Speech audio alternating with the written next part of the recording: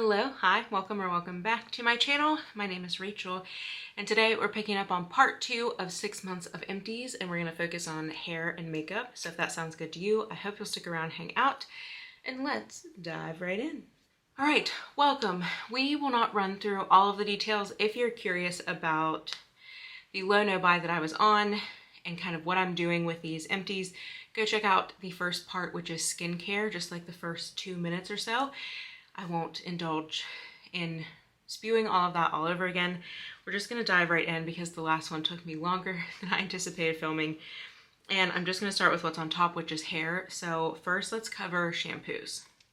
All right, so shampoo wise, in 6 months, I went through a jumbo, a travel, and a full size. So let's start off with the travel, because that's just going to kick off this whole conversation, which is my very favorite shampoo that got discontinued, I believe, towards the end of last year. And I frantically tried to buy up what I could, which resulted in me owning a few of these 1.6 fluid ounces, excuse me. It is the Rene Furterer Naturia, the original, the basil scented green one. I still wish they would bring this back because I have since found shampoos that work for me, but none of them are what I need for my scalp and my hair at the same time. It's like I have to pick one or the other. So I'm very sad. I did use this up. I have been reserving these more for travel because they are so small. I think I have maybe one of these left, and I know I just need to use it, but oh, I miss it so much. And I think part of me holds on to a small size just to be able to compare it in the future if anything comes close to it. But gosh, I really wish they would bring this back. That said, they reformulated it, and now they have the Gentle Micellar shampoo, and it is lavender. So this is the size of the original basil green version of this that I used to purchase, and it is 20.2 fluid ounces. This is not a cheap shampoo brand. However, it was the only one at the time I could find that didn't break my scalp out. I have a whole video about scalp acne. It's not fun to deal with, and I'm just sensitive overall. So I used to buy the large size because I would wait for a 20% off sale, which Rene Furterer does quite often on their website, and it would bring the cost down. And traditionally I was only going through like maybe 3 of these in a year, so it was worth it to me. However, since I finished this one up, I didn't love the scent, and it wasn't quite exactly the same, but it didn't irritate my scalp. So I went on a hunt to try to find replacements, and so I'm surprised I don't have more of the small sizes, but I tried to start with sizes of smaller shampoo, so if it didn't work, I wasn't wasting money in product. But I'm gonna rewind for a second before I get into my next ones, which is, I would recommend this. It has kind of like a powdery lavender scent. If you like that, you would probably really love this. Nothing negative to say, it's just not exactly the same as the basil one. So this is always in my back pocket as something I can go back to, but I'm still searching to replace that original basil scented one. And I would love another basil scented shampoo. It was lovely, just really fresh. Yeah, just really fresh. And if you know of one, let me know. I've Googled, I can't even tell you how many hours, and it doesn't seem to exist. But in the meantime, I did try a couple of samples. So the first one being the Nutrafol Root Purifier Scalp Microbiome Shampoo. My scalp did not agree with this whatsoever. I even tried it a couple times to empty this. It's a shame because I've heard a lot of good things about Nutrafol, but their price point is high, and I didn't love this, and my scalp skin really didn't love it. So this is a no for me. But then another sample that I tried was from Ouai. It was their fine hair shampoo. This is what I currently have in my shower now. So I was impressed with this. It didn't irritate my scalp. So I have the normal size. I'm getting low in the normal size now, and I'm honestly thinking of trying out a couple drugstore shampoo options. But also I'm here for any of the recommendations that you guys have for fine hair with an oily scalp that's easily sensitive and breaks out, and hair that is like fairly hydrated on its own. I don't really struggle with that too much, but Let me know if you have recommendations. I'm open to them. This is what I have, but I don't know that it's like a forever thing because it almost overly moisturizes my hair and it just feels kind of limp, and I don't have lift like I did with the Rene Furterer. That said, another shampoo that I emptied was a full size of the Ouai anti-dandruff shampoo with 2% salicylic acid. This stuff is so good. I have tried so many salicylic acid, zinc, pyrithione. What's the O ingredient I'll throw on the screen? I've tried all of them. Some of them work okay. Like I really like the Peter Kingsley one that's like for dandruff. It's like a green apple scent. Really like that one. It just didn't give me the hair finish that I wanted, but it was great for my scalp. This is excellent for my scalp. If I get breakouts on my scalp, I can use this and it clears them up pretty quick. I love this so much. And it also has such a good scent. It's slightly minty, but not overly minty because I'm not a big mint person. It's just bright and green and fresh in the best way. And I really, really wish they would come out with more products in this scent. They call it the Cape Town scent. Oh, I love it so much. I would bathe in it. It's so good. And it just really helps my scalp. So I will always keep this on hand as like my emergency shampoo, and also to just use regularly every once in a while to help kind of exfoliate the scalp. I do have another one in my shower. It's about to be emptied, and I just repurchased a backup of that one because I have like this much left, and it was on sale for $15 off for Prime Day. So I did take advantage of that because I know that I'll always keep this. And I feel like I'm covered when I finally run out of all of the original Naturia, that something can help clear up my scalp if I try something that it doesn't agree with. So highly, highly recommend. It's the only salicylic acid shampoo that does good things for my hair, doesn't dry it out, and it also doesn't smell absolutely terrible. I'm so happy this exists. All right, let's move on to kind of treatment type things. I have two here. The first one I have is the Grow Gorgeous Scalp Care. This is a prebiotic and Cica extract. 25% boosters. You apply this to towel dried hair, you part it, kind of distribute it through. You don't rinse, you leave it on, so you can use it once per day after you shower. It has a nice little plastic tip that distributes the product. You can also put this in the scalp massager that I showed in my bathroom video, which is what I did towards the end of the tube, but I use this all up. I love this. If I have a super irritated scalp, this has been the best serum that I've tried, and I've tried all of the Acre, and I've tried another brand, and that's what I have right now, but this has been my top favorite so far. It's like $30, but this did last a long time. It's a 1 fluid ounce, and you only need a little bit. It's quite watery, so that's nice. It spreads really easy. Highly, highly recommend this if you have scalp irritation and your body responds well to Cica. It's amazing. I can't say enough good things. After I finish my current serum, if I'm still using something like this, this will be the one that I repurchase without a doubt to keep my scalp from breaking out, or to heal it in the event that it does. But you know what else also works? I'm kind of talking myself out of this. This one is really nice if you have the budget, if you want to spend a little extra. But if you're someone who is watching their spending and you've taken my advice and tried Sea Submerged from Biosurgeons, that works excellently on the scalp too, and it doesn't really weigh my hair down or anything. So that's kind of the bonus of this, is that it doesn't make your hair greasy or weigh it down. You can dry it as normal and it looks like you didn't add anything. The same thing with Sea Submerged. So if you want to save a little bit, Sea Submerged is my favorite multi-use product, so maybe I will not be repurchasing. Then the next thing I have is from Acre. It is their cold processed scalp renew. I used almost all of this up, but it has gone off. I would say I used 90% of this. It's a gentle exfoliating treatment that clears away loose flakes and calms an itchy, dry scalp. It has salicylic acid, botanical betaine, and then red clover blend. I'm just not a big fan of these exfoliators. I feel like give me a serum or give me a clarifying shampoo, and that's all I need. So I won't be repurchasing this. If you like extra steps in your everything shower or your rich lady shower, whichever, I call it a rich lady shower, if you like those extra steps, I do really love Acre as a brand. It's just this product isn't something that I see myself continuing to use. Like I said, I just need a serum and a clarifying shampoo. So I would recommend it to the right person, but for me, it's not worth the extra step, time, and money. All right, then I took pictures of things that I finished while I was traveling. I have 2 shampoos. The first is a sample of K18 Damage Shield Protective Shampoo. It was fine. It didn't aggravate my scalp, but I also have a week's trial to get through now that I have, so I kind of want to do a full week of just K18 and give you my thoughts. It was fine. It is not formulated to be the bond repair. It's not their bond repair product. It's just a normal shampoo. It was fine. Nothing to write home about.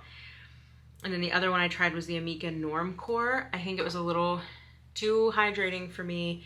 And although most Amika products don't irritate my scalp, I feel like some of the shampoos toe the line of like almost irritating my scalp. So I used that up, but it wasn't anything to write home about and I won't be repurchasing.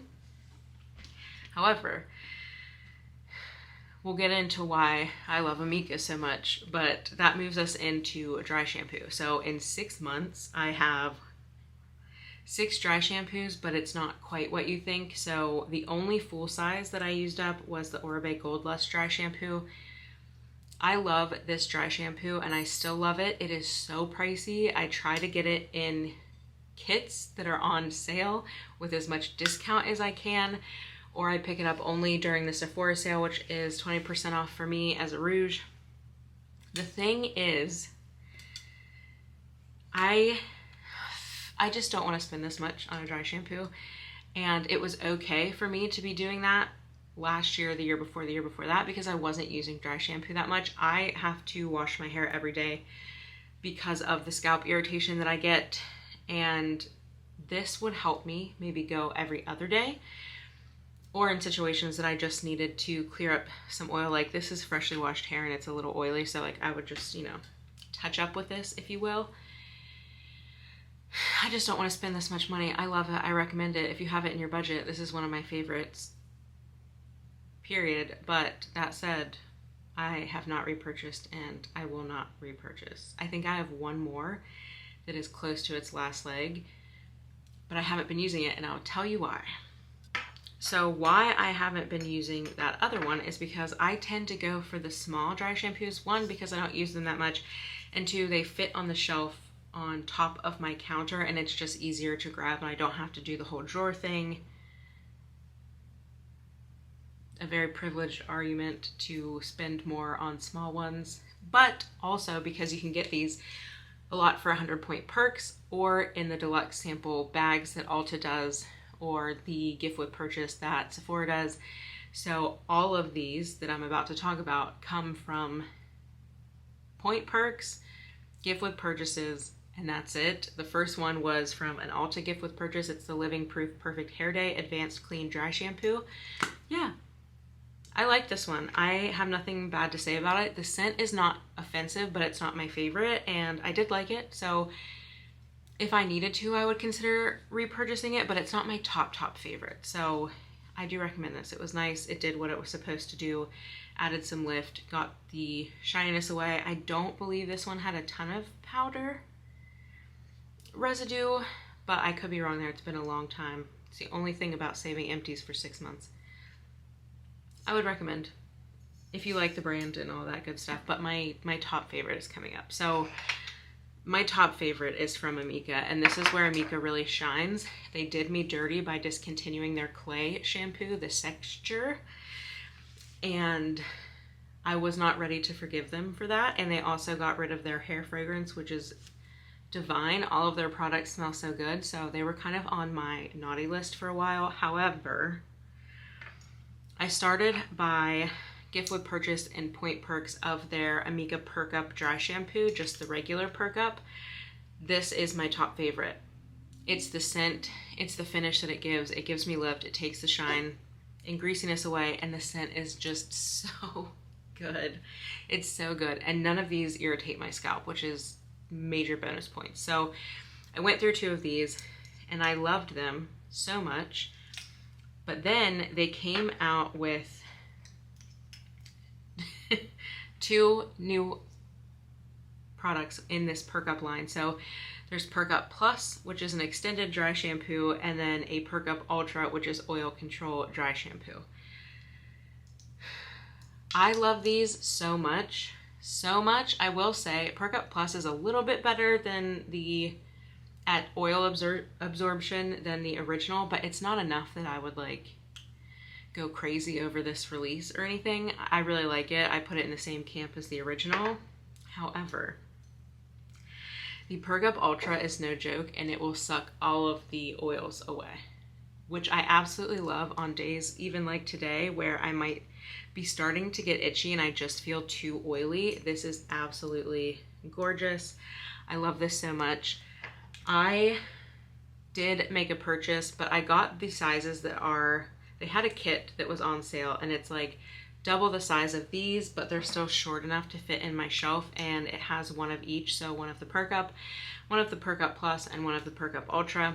I absolutely love these. These are my favorite dry shampoos. That's all I can say. Which then leads us into makeup. Let's get mascara out of the way because that's the biggest category. I have a sample size of the Kat Von D full sleeve mascara. This is meant to be a tubing mascara. I didn't mind it. It wasn't a bad mascara. It gave me good definition, a little bit of volume, and some length. I also really like the brush that's on it. It's a nice full brush that is like so interesting because it's a spiky brush, but the spikes are longer than usual, which I really appreciate, because when the spikes are too short, I stab myself a lot, which we'll get into with one of these mascaras. This was fine, but it did transfer a lot. It ran on me, and also it didn't tube up enough. Like there's not enough polymers or poly film forming ingredients in this because it just kind of like ran off. The removal was easier than like a normal mascara because it did just kind of like run off, but it wasn't in tubes. So I'll correct myself on screen if this is not tubing, but to me it was just like, it's fine, it runs though, so I'm not gonna ever try it again.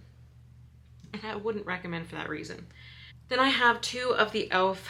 Lash Extender. I have one in brown and one in pitch black. This is an $8 tubing formula from the drugstore that I absolutely love. We've talked about it on my channel. I wish they didn't have to do the Nod to Thrive and they could just stand on their own because it's so good. However, this brush is the smaller spikes, and these are hard. These are not the most flexible spikes, so there are times that I really do kind of like stab my eye. But I will never complain because it's an $8 tubing mascara that tubes up really, really well. The removal is actual tubes.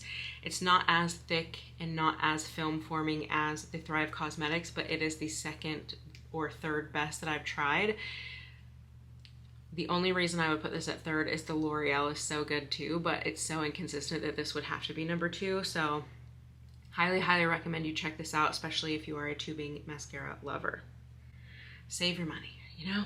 And the last one I have is the Victoria Beckham. So this one I didn't use all the way up. It's just, it's so old, and you'll see like it's full on just clumping and not good anymore. Has a nice curved wand. This is a tubing formula as well. It was fine. I don't remember. I think it was too wispy and too natural looking for me. I do like a little bit more heft to my lashes. I wouldn't repurchase it. It's expensive too, and although the packaging is nice and heavy, and I love Victoria Beckham as like overall aesthetic and luxury feel and all of that, I religiously repurchase mascara because I have sensitive eyes as well, and I have allergies, and I'm allergic to dust mites, so like skin mites I just don't want to mess with. So if I'm consistently repurchasing this, whether I run out or I'm just hitting a 6-month mark and I'm repurchasing, $8 is a lot more feasible for me than $38, I think. So it's fine. If you're a big fan of the brand, check it out, but for me it's not worth the price. Oh, and I have one other mascara. I have a travel size of the Lash Extensions, Liquid Lash Extensions from Thrive Causmetics. This is in Bryn, the black shade. This is the OG tubing formula for me. This is still, to this day, the #1 tubing formula when it comes to absolutely not budging and coming off the easiest. However, this is a lot heavier because it has all of those film formers. It is a lot heavier of a mascara, so it's going to be hard to hold a curl, and if you'll have straight lashes, it's not going to hold a curl. So that's where the e.l.f. has one up on this, but this one still has one up in the removal and the budge proofness of it. I would swim in this. I might be somewhat hesitant to do so in the e.l.f., although I think it would stand the test. This one is just like, I know without a doubt it's not going anywhere, you know, tried, tested, and true. So I would always consider going back to this. It's just that right now the e.l.f. is doing what I need it to. The L'Oreal is doing what I need it to for half or less of the cost. So do with that information what you will. All right, let's finish up with eyes and lips, and then we'll get into base. I have finished one of the Kosas Brow Pops, the Dual Action Defining Pencil in the shade Taupe. I love this for such a long time, but what I am finding out is that the size of the pencil itself is a little too big for me, and it's a little too melty almost. Like, it's harder to control for me than what I use now, which is the e.l.f. So I did not repurchase, and I am currently using the e.l.f. And I wouldn't recommend this if you're new to brows and you have thin brows. If you have any other kind of brows, go for it, you know. But us that have to be precise and make it look as believable as possible, I don't think that I would recommend that one to you. Then in the same category, I also finished up a Beautypie Super Brow Precision Pencil. This has, is there enough to show you? No.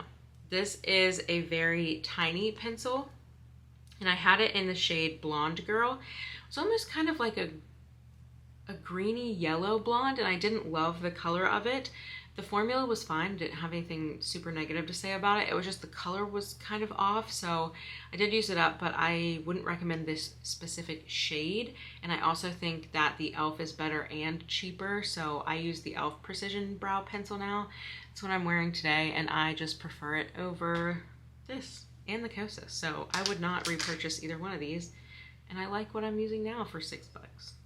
Then for lips, I finished probably 90% of this, 85% of it. It is the Kinship Super Melt Vegan Lip Jelly Mask. This is a slightly exfoliating lip mask, and I use this to prep for makeup. So it's not something that I was using to rehydrate my lips necessarily, or to like save them from the brink and save them from being chapped.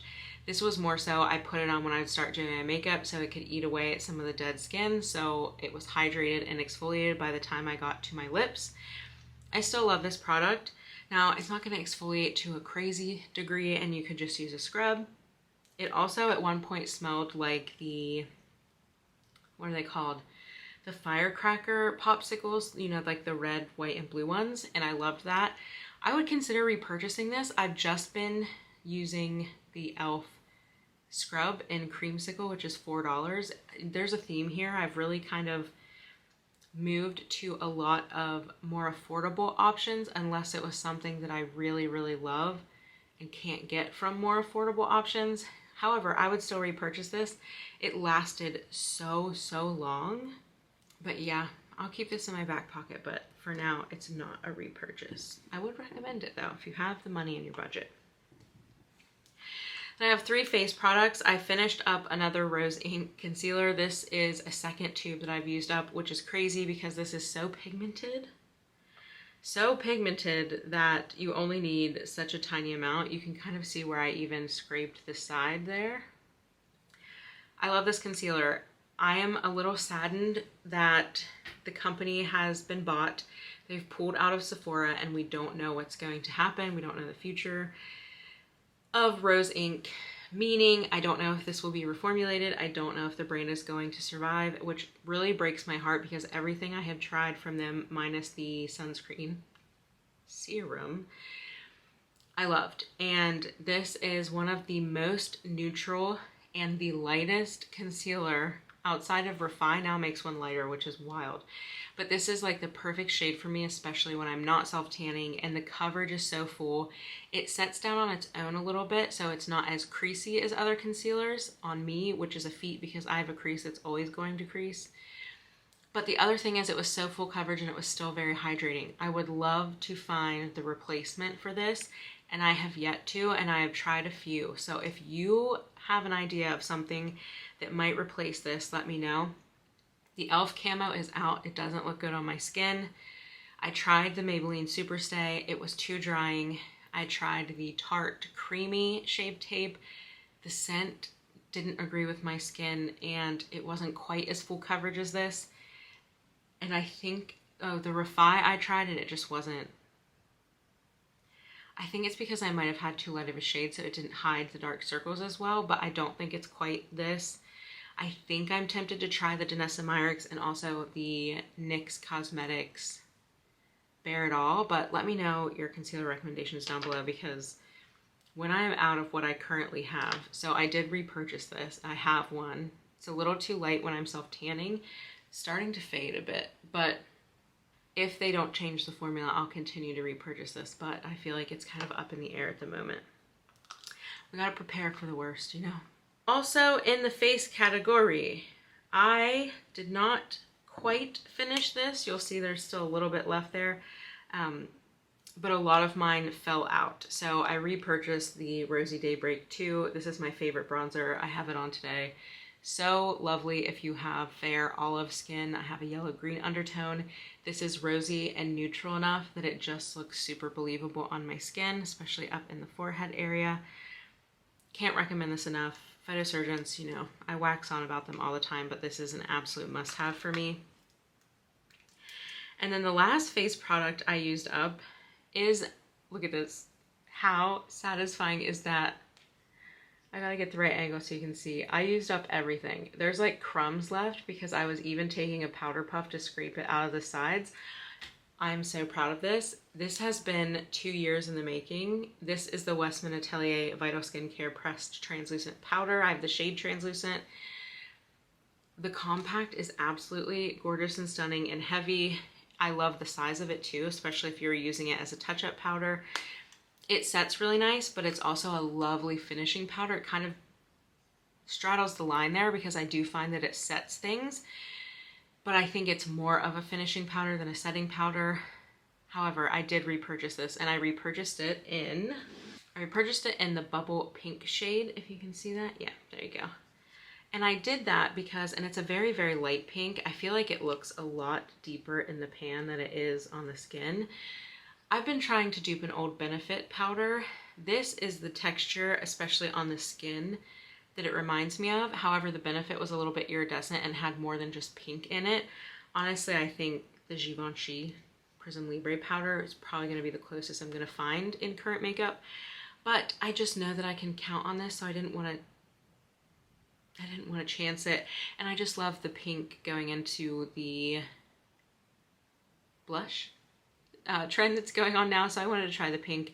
I have been using it, but what I have on today and what I've been using more as like a setting powder is the e.l.f. Halo Glow. So the pink is nice to kind of re-brighten the area, and also you can kind of blend it into your blush, but I've been using the light pink Halo Glow right now, testing it out, and I love it. So would I repurchase? Yes. Would I recommend? If you like luxury and if you have the budget, absolutely, this is a beautifully fine powder. If you do not have the budget and you're like, but powder doesn't look good on me, I need something light that's not going to cake up and look like I have powder on the skin, I would highly recommend you check out the e.l.f. Halo Glow Setting Powder as a loose powder. Now this is much more mattifying than this. It's a little bit heavier of a powder, but if you want more of a true dupe, I would recommend, well shoot, I thought I had it here, but I only have the bronzer. I would recommend the Well People Super Powder Brightening Powder. They have a translucent, which is a white looking shade, just like the Westman Atelier translucent. They are pigmented. If you have a medium to deep skin tone, they will not look translucent on you. However, they did come out with a second shade that has a little bit of like a beigey pink tone to it to kind of help with that. So this one is $22. The e.l.f. Halo Glow is $8. Much, much better even at $22 than the $68 that is the Westman Atelier. But those are the powders that I would recommend, is a long-winded way of saying that. So there you have it. those are all of my empties. I'm happy that I went through makeup empties, but I would love to see more makeup getting used up in my collection. I'm thinking about doing somewhat of a project pan, probably not similar to people who are like measuring it and checking in, but I would like to set a goal, maybe going into the last half of the year or going into the next year from now, of things that I really want to finish up. So I'm gonna sit and think about that because I think I could have used up more makeup. Hair care, I'm not shocked at all. I don't go through a lot of hair products because I don't add a lot of product in because of my scalp. However, I am hoping to grow my hair out and start using a little bit more styling tools, so we'll see what happens with that. But so far, I'm not surprised with the results. Skincare I used up a lot, but I use a lot of skincare, and hair care not so much, makeup not so much. But the next category we're going to do is body, so I hope you'll stick around for that. I hope you're having a wonderful day, and let me know your shampoo and concealer recommendations down below, and I will see you in the next one. Bye.